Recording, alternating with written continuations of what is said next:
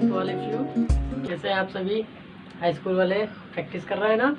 चलिए आज फिर कंटिन्यू करते हैं उसी चैप्टर को। हम लोग आधा चैप्टर लगभग कवर कर चुके हैं। हम लोगों ने देख लिया है कि दो समीकरणें अगर दी गई हैं दो वेरिएबल में, तो उनको सॉल्व करने से पहले उनको चेक कर दें कि वो सॉल्व हो सकती कि नहीं, उनके एक हल होंगे या अनेकों हल होंगे या वो हल नहीं होंगे। इस पर हम लोगों ने दो क्लास कर ली हैं। आज जो हमारी तीसरी क्लास है वो ये है कि अगर दो चरों वाली रैखिक समीकरण है ना, और उन दोनों को हमें हल करना है और उनसे x और y के मान निकालने हैं, तो कैसे किया जाए। तो उसके लिए हमारे पास तीन मेथड बताए गए हैं। एक प्रतिस्थापन विधि के द्वारा आप हल कर सकते हैं, एक विलोपन विधि के द्वारा आप हल कर सकते हैं, एक वज्र गुणनखंड विधि के द्वारा आप हल कर सकते हैं। हम इन पे अब चर्चा करने जा रहे हैं। आगे बढ़ने से पहले मैं आपसे कहना चाहूँगा कि आप जितने भी लोग हो अपने दोस्तों को तुरंत इमीडिएटली इन्फॉर्म करिए कि क्लासेस अटेंड करें। मुझे रिस्पांस मिल रहा है, मुझे पता चल रहा है आप लोग क्लासेस प्रॉपर नहीं ले रहे हो, आप नोट्स भी नहीं बना रहे हो, ये मुझे पूरी खबर आ रही है। तो मैं फिर से कहना चाहूँगा कि आप लोग उनको इन्फॉर्म करो और ख़ुद भी क्वेश्चंस लगाओ। जो तुम्हारे गांव में जो बच्चे तुम्हारे कांटेक्ट में है, परिवार में है, उनसे उनकी किताबें ले करके आप घर में पढ़ना शुरू करिए, वरना ये टाइम चला जाएगा तो आपका लॉस हो जाएगा। ठीक है, तो कोई भी जो है इधर उधर मटरगश्ती ना करें, सीधे पढ़ाई करें और रोज़ जो क्लासेस आपको मिल रही हैं उनके अकॉर्डिंग नोट्स तैयार करिए। चलिए चलते हैं। अब हम आज सबसे पहले प्रतिस्थापन विधि पे एक क्वेश्चन लगाते हैं। जैसे क्वेश्चन दिया गया है 3x minus y is equal to 3, ये एक इक्वेशन है, और 9x minus 3y equal to 9, ये दूसरी इक्वेशन है। दोनों को हल करके प्रतिस्थापन विधि से, अब यहाँ मेंशन किया है कि कौन सी विधि से करना है, प्रतिस्थापन विधि। अगर ये न दिया होता तो किसी भी विधि से कर सकते थे आप, लेकिन यहाँ मेंशन है कि नहीं, आपको प्रतिस्थापन विधि से ही इसको हल करना है। तो सबसे पहले हम हल करने से पहले हम अपना डेटा लिखेंगे। हमारे पास क्या है, 3x minus y is equal to 3, ये हमारे पास इक्वेशन एक है। दूसरी इक्वेशन हमारे पास क्या है, 9x minus 3y is equal to 9, ये इक्वेशन नंबर 2 हुई। अब इन दोनों को हमें प्रतिस्थापन का मतलब होता है एक समीकरण से एक मान निकाला जाए और दूसरे में प्रतिस्थापित कर दिया जाए, दूसरे में रख दिया जाए। तो देखो यहाँ से आसान दिख रहा है कि ये y अगर उधर कर दो 3 इधर कर ले, y को इधर कर दीजिए, 3 इधर लाना पड़ेगा, इधर प्लस में तो इधर माइनस है, इधर y इक्वल के उधर जाएगा तो प्लस, ये हमें वैल्यू मिल गई y की। ठीक है, मतलब हम कह सकते हैं कि y इक्वल टू हमें मिल गया 3x माइनस का 3। अब ये वैल्यू चल करके इक्वेशन नंबर 2 में रख दी जाएगी। तो हम लिखेंगे कि y का मान समीकरण 2 में, ये 2 नंबर इक्वेशन बनाई है तुमने, तो 2 लिखेंगे, जितने नंबर की इक्वेशन होगी वो यहाँ लिखा जाएगा कि समीकरण 2 में प्रतिस्थापित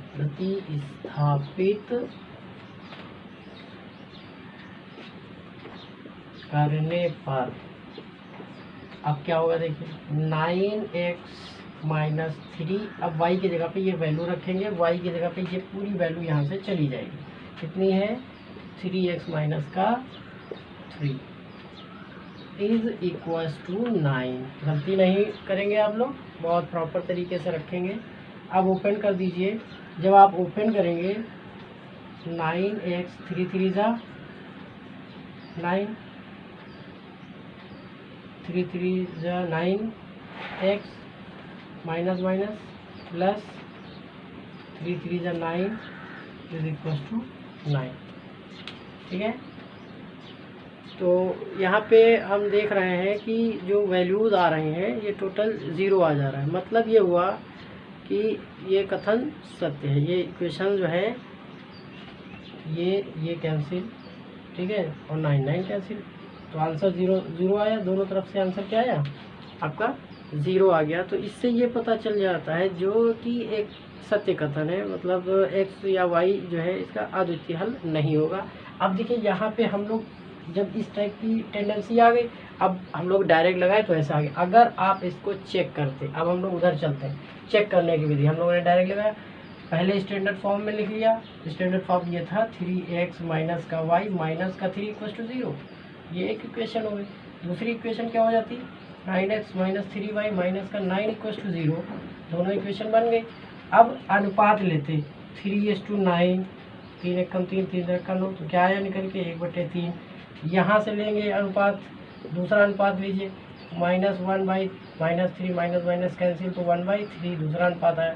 तीसरा लीजिए अनुपात, तो -3/, माइनस का 9 माइनस से माइनस कैंसिल, 3 एक कम 3, तीसरा का तो 1/3। तो तीनों क्या है, A1/A2 B1/B2 equals to C1/C2, सभी तो बराबर आ गए।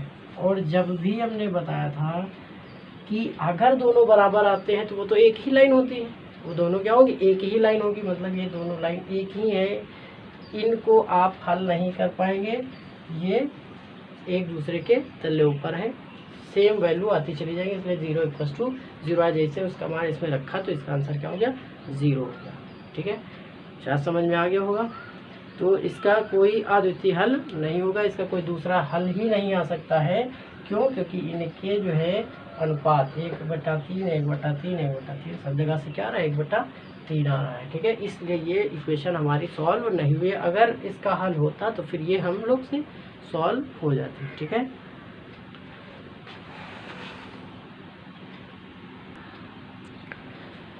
अब नेक्स्ट क्वेश्चन हम लोग करते हैं। दूसरा क्वेश्चन, एक इक्वेशन दी है कि 5/x + y + 1/x - y = 2, एक ये रैखिक समीकरण है दो चर में। दूसरी क्या है, 15/x + y - 5/x - y = -2।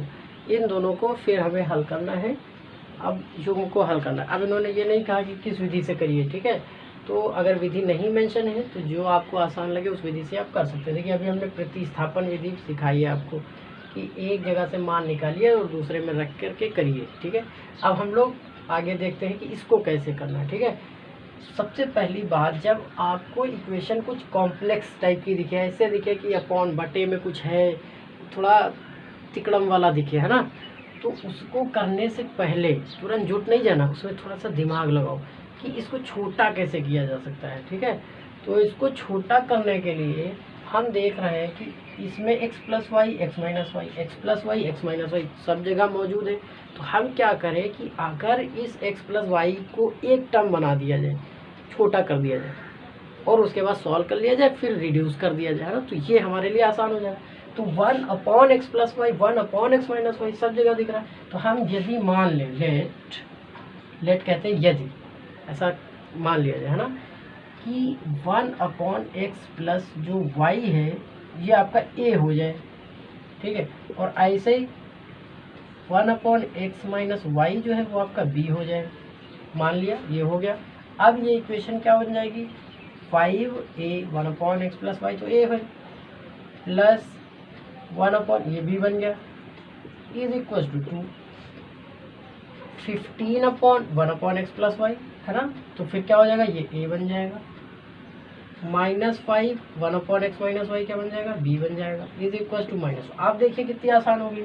अब ये इक्वेशन आप लगा सकते, पहले लगाते तो आप नहीं लगा पाते, थोड़ा मेहनत करनी पड़ जाती, दिक्कत हो जाता, टाइम भी ज़्यादा लगता। अब देखिए इजी हो गई, ये इक्वेशन नंबर हमारी 2 नई तैयार हो गई। ठीक है, अब सॉल्व करने के लिए हम यहाँ से इजीली b की वैल्यू निकाल करके इसमें पुट कर दे, बड़ी आराम से हो जाएगा। प्रतिस्थापन विधि लगा सकते हो, विलोपन विधि लगा सकते हो। चलिए हम लोग विलोपन विधि से सीखते हैं कि विलोपन विधि से कैसे लगाएंगे। ठीक है, तो विलोपन विधि में क्या करते हैं, मान लीजिए ये आपकी इक्वेशन नंबर 1 है और ये आपकी इक्वेशन नंबर 2 है।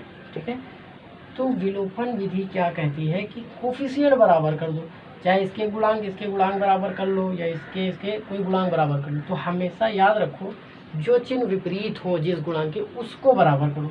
ये प्लस में, ये भी प्लस में, कोई बात नहीं, ये b प्लस में और यहाँ पे b माइनस के साथ, तो हमें इसके कोफिशिएंट बराबर करने चाहिए। ठीक है, तो हम लोग इसके कोफिशिएंट क्या कर देते हैं, बराबर कर देते हैं। तो इसके बराबर करने के लिए इसमें 1 भी है, इसमें 5 भी है, तो समीकरण 1 को अगर 5 से गुणा कर दिया जाए, समीकरण 1 में 5 से गुणा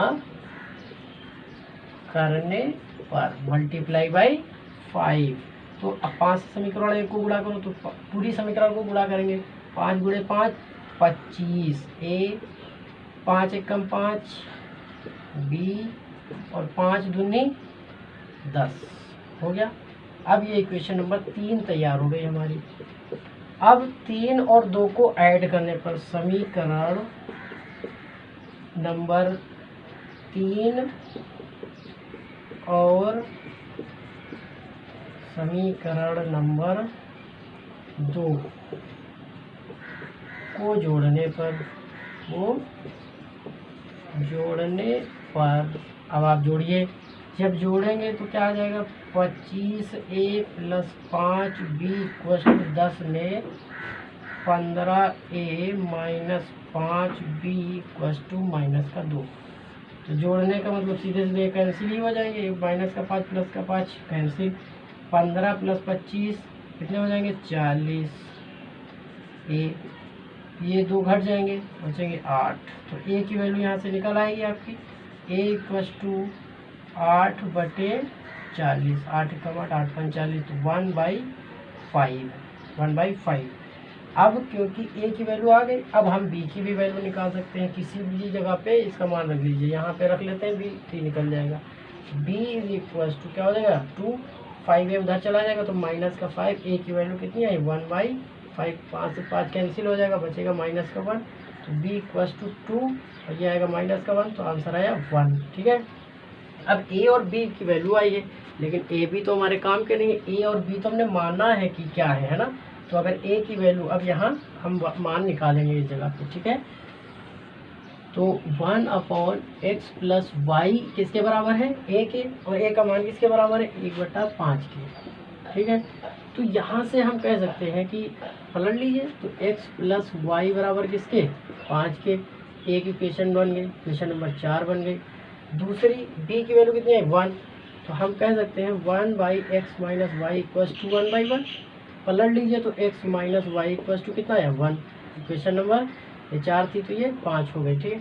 अब देखो दोनों को उठा के जोड़ दिया जाए, तो ये -y + y सीधे से जुड़ जाएंगे। तो समीकरण 4 और 5, समीकरण 4 प्लस समीकरण 5। अब हम शॉर्ट में करते हैं, जब जोड़ेंगे तो देखिए x + x कितना हो जाएगा, 2x। y क्या हो जाएगा, कैंसिल। 5 और 1 कितना हो जाएगा, 6। तो x की वैल्यू कितनी आ जाएगी, 6/2 = 2 3 6 है ना। तो x का मान आया 3। अब x का मान कहीं पे रख दीजिए। x का मान फॉर एग्जांपल यहाँ रखते हैं, है ना, या यहाँ पे रख लेते हैं, इस पे रख देते हैं। ठीक है। समीकरण नंबर 4 से है ना। तो क्या होगा, x का मान कितना निकल गया है, 3 + y = 5। तो y = कितना हो जाएगा, 3 को उधर भेजना पड़ जाएगा, 5 - 3 तो कितना आया, 2। y = कितना निकल के आया, 2। तो हमारे x और y सॉल्व होकर के आ गए। x, y के जो मान आए वो कितने आए, x का मान आया 3 और y का मान आया 2। ये हो गया इसका आंसर। इस टाइप से आपको सवाल लगाने हैं। ठीक है, नोट डाउन कर लीजिए। और जिन लोगों ने हमारे चैनल को सब्सक्राइब नहीं किया है वो स्पेशली इसको सब्सक्राइब करें और अपने घर पे सभी को बता दें और मोबाइल से शेयर कर दें, लोगों को इसकी इन्फॉर्मेशन दें कि हमारे सर का चैनल है, उसको शेयर कर दें ताकि ज़्यादा से ज़्यादा लोगों तक हम पहुंच सकें। ठीक है। चलिए नेक्स्ट जो हमारा लास्ट रह गया था वज्र गुणनखंड विधि, उस पर भी एक लगा लेते हैं ताकि आपकी जो है ये चैप्टर कंप्लीट हो जाए। ठीक है। अब देखिए यहाँ पे क्वेश्चन दिया गया है, कह रहा है कि सिद्ध कीजिए कि रैखिक समीकरण युग्म, दो रैखिक समीकरण है, युग्म है। कह रहा है 3/2x + 5/2y = 7 और 9x - 10y = 14 संगत है। इसमें 2 क्वेश्चन है। एक ये पूछ रहा है कि ये सिद्ध करो कि ये संगत है, पहली बात ये पूछा है। दूसरी कहा है कि वज्र गुणनखंड विधि से इसका हल भी ज्ञात करना है। पहले तो ये पता तो कर लो कि संगत है कि नहीं, और उसके बाद अगर संगत है फिर इसका हल निकालना। ठीक है, तो करते हैं। तो हम हल करने के लिए हमारी जो इक्वेशन दी गई है 3/2x + 5/2y = 7। तो देखो बटे में 2 दोनों जगह है। तो अगर इस समीकरण को 2 से गुणा कर दिया जाए पूरी समीकरण से, तो ये जो समीकरण है जब 2 से गुणा करेंगे यहाँ पे तो बचेगा 3x। यहाँ करेंगे 2 से 2 कैंसिल, बचेगा 5y, और 7 को 2 से करेंगे तो हो जाएगा 14। ये इक्वेशन नंबर 1 बन जाएगी। ऐसे ही अगर हम दूसरी इक्वेशन देखें, क्या दी गई है, 9x माइनस 10y है ना इज इक्वल टू 14। तो हमने अभी बताया, इसको पहले तो हम लोग क्या करेंगे, या इसको अभी यहीं पे चेंज कर देते हैं। 14 आया, इसको इक्वल के इधर ले आओ तो ये माइनस का हो जाएगा इज इक्वल टू 0। ये भी 14 उधर भेज दें तो प्लस का था, तो माइनस का 14 इक्वल टू 0 हो जाएगा। ये इक्वेशन नंबर 1 बन गई और ये इक्वेशन नंबर 2 बन गई। चेक करने के लिए हमें रेशियो पता करने होते हैं। हम लोग रेशियो निकालेंगे। a1 बराबर क्या है 3, b1 बराबर कितना है 5, c1 बराबर कितना है माइनस का 14, a2 हमारा कितना है 9, b2 हमारा कितना है माइनस का 10, और c2 हमारा जो है वो माइनस का 14 है। ये सारे डेटा हम लोगों ने लिख डाले जगह पे, ठीक है। अब अगर संगत की बात हो रही है कि संगत है, मतलब a1 a2 not equal to b1 b2 होना चाहिए। तो चलिए a1 a2 निकालिए। a1 3 है, a2 9 है, तो 3 बन जाती है, 3 3 जो है 1/3 आया। ऐसे ही b1 b2 निकालिए जरा। b1 b2, b1 है 5, b2 है माइनस का 10, तो 5 बन जाए 5, 5 2 10, मतलब माइनस का 1/2। तो नॉट इक्वल से साफ साफ आ गया a1 a2 not equal to b1 b2। अतः ये क्या है, अतः संगत है। ये तो सिद्ध हो गया कि भाई ये रेखाएं संगत है। अब यदि ये संगत है तो इनको हम लोग हल करेंगे वज्र गुणनखंड विधि से, है ना। वज्र गुणनखंड विधि बहुत ध्यान से समझिए, बहुत बढ़िया विधि है, मज़ा आ जाएगा। वज्र गुणनखंड विधि में ये जो कोफिशिएंट लिखे हैं इनको देखिए कैसे हल करते हैं हम। फॉर्मूला होता है x अपॉन, यहाँ जब शुरू करते हैं तो x लिया तो b1 से शुरू करेंगे, b1 b2 ऐसे, है ना। c1 c2 is equal to y, c1 c2 a1 a2 is equal to 1 upon, ठीक है, a1 a2 b1 b2। ये फॉर्मूला है। इसके बाद इनका क्रॉस मल्टीप्लाई करते हैं ऐसे, ठीक है, ऐसे क्रॉस मल्टीप्लाई करेंगे और फिर माइनस साइन के साथ हल करते हैं। तो हम ये लोग डायरेक्ट करके देखते हैं, इस पर हम ज़्यादा वो नहीं करेंगे। अब बस ऐसे कोफिशिएंट इतना स्ट्रक्चर आपको आना चाहिए, उसके बाद बहुत ईजी है। तो एक्स अपॉन लिखिए b1 b2, b1 b2, b1 है 5, b2 है माइनस का 10, c1 c2 माइनस का 14 माइनस का 14, ठीक है, इज इक्वल टू y के लिए, ठीक है, y के लिए करेंगे c1 c2 minus 14 minus 14, a1 a2, a1 कितना है 3 9, 3 a2 कितना है 9, 1/3 9, b1 b2 कितना है 5 माइनस का 10। अब सॉल्व करने का तरीका, कैंची गुणा सबका, कैंची गुणा करिए, ठीक है, क्रॉस मल्टीप्लाई, ठीक है। तो अगर इसका बाहर पहले इसका कर लेते हैं, ठीक है, कितना आ जाएगा 10 3 30 और 9 3 27, 1 अपॉन 9 3 27, 10 3 30 माइनस का 10 3 30। जब दोबारा गुणा करते हैं तो यहाँ माइनस साइन बाई रूल आ जाता है, माइनस 9 पंजे 45, ठीक है। तो ये हो गया हमारा 30 और माइनस के बाद। चलिए एक स्टेप और करते हैं, इसका भी कर लेते हैं। y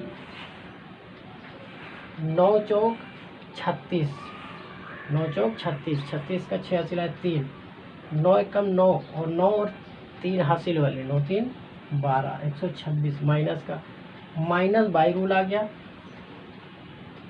14 14 14 दूना 28, 14 तिया 42, 3 चौको 12, 3 एकम 3 और 1 4, 42। लेकिन ये माइनस साइन है तो प्लस माइनस माइनस होता है, तो ये क्या हो जाएगा प्लस हो जाएगा।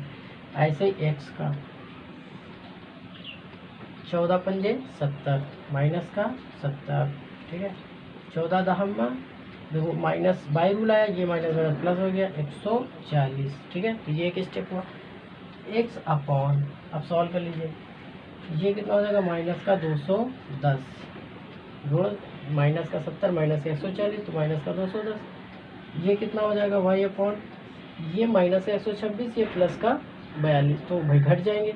6 में से 2 घटा देंगे, 6 में से जब 2 घटाएंगे बचेगा 4, 2 में से 4 घटेगा नहीं, एक हासिल ले लेंगे। 12, 12 में से 4 जब घटाएंगे तो 12 में से 4 घटाएंगे तो बचेगा 8। साइन जो नंबर बड़ा हो, 126 बड़ा है, उसके आगे माइनस साइन है वो लगा दिया। ये इक्वल्स टू ये कितना आ जाएगा 1/40, 30, 70, 5, 75 माइनस का 75। अब जब हमें हल करना होगा x का मान हमें निकालना है, तो x इक्वल्स टू ये इधर गुणे में चला जाएगा, -210 बटे -75, ये रिड्यूस हो गया। बाकी रिड्यूस कर देंगे, 5 से कट रहा है तो 5 से काट दीजिए, 5 एकम 5, 5 हम 25, 15 पीछे 75, 5 चौको 20, 5 दूनी 10, और ये हो गया। 3 से काट के देख लीजिए, अगर कट रहा हो 3 पचे 15, 3 चौक 12, 3 पचे 15 और 3 एकम 3 और 3 चौक 12, तो 14 बटे 5। एक्स की वैल्यू कितनी आई 14 बटे 5। ऐसे वाई निकालते हैं, वाई का जब करेंगे आप, ठीक है, तो वाई कितना आ जाएगा, वाई इज इक्वल टू ये भी इधर जाएगा तो माइनस का 84 डिवाइडेड बाई माइनस का 70, तो ये आपका आंसर हो गया वाई इक्वल टू 84/75। तो इस प्रकार से आपको ये सॉल्व कर डालने हैं, ठीक है। 14 बटे 5 और इधर जो है आपका आ जाएगा, ठीक है, नोट डाउन कर लीजिए।